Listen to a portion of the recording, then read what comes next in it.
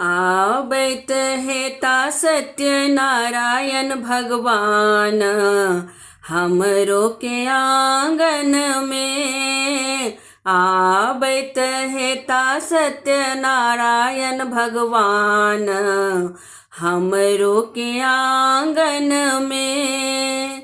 गायक गोबर सा अंगना निपायब, गायक गोबर सा अंगना निपायब।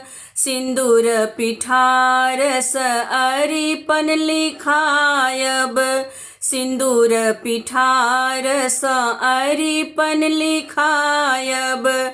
चंदन के पीढ़ी लगायब भगवान हमरो के आंगन में। चंदन के पीढ़ी लगायब भगवान हमरो के आंगन में। आवैत हेता सत्यनारायण भगवान हमरो के आंगन में। सोने सुराही में नीर गंगा जल, सोने सुराही में नीर गंगा जल।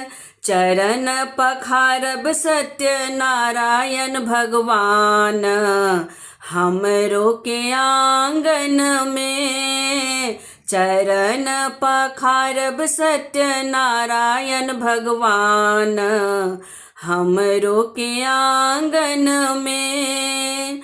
आवैत हेता सत्यनारायण भगवान हमरो के आंगन में। सोने के थारी में 56 मेवा, सोने के थारी में 56 मेवा। भोग लगायब सत्यनारायण भगवान हमरो के आंगन में। भोग लगायब सत्यनारायण भगवान हमरो के आंगन में। आवैत हेता सत्यनारायण भगवान हमरो के आंगन में।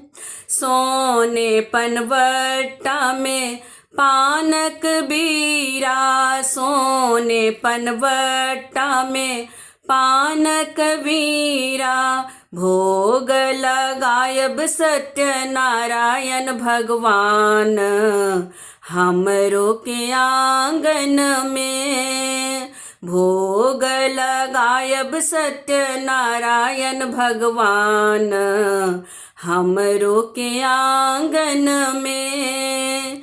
आवैत हेता सत्यनारायण भगवान हमरो के आंगन में। कांचन थारी में कपूर घृत बाती, कंचन थारी में कपूर घृत बाती। आरती उतारब सत्यनारायण भगवान हमरो के आंगन में। आरती उतारब सत्यनारायण भगवान हमरो के आंगन में। आवैत हेता सत्यनारायण भगवान हमरो के आंगन में। हमरा सब पर कृपा दृष्टि राखब, हमरा सब पर कृपा दृष्टि राखब। सदाए रहब रक्ष पाल हे भगवन हमरो के आंगन में। सदाए रहब रक्ष पाल हे भगवन हमरो के आंगन में। आबैत हेता सत्यनारायण भगवान हमरो के आंगन में। आबैत हेता सत्यनारायण भगवान हमरो के आंगन में। आबैत हेता सत्यनारायण भगवान हमरो के आंगन में।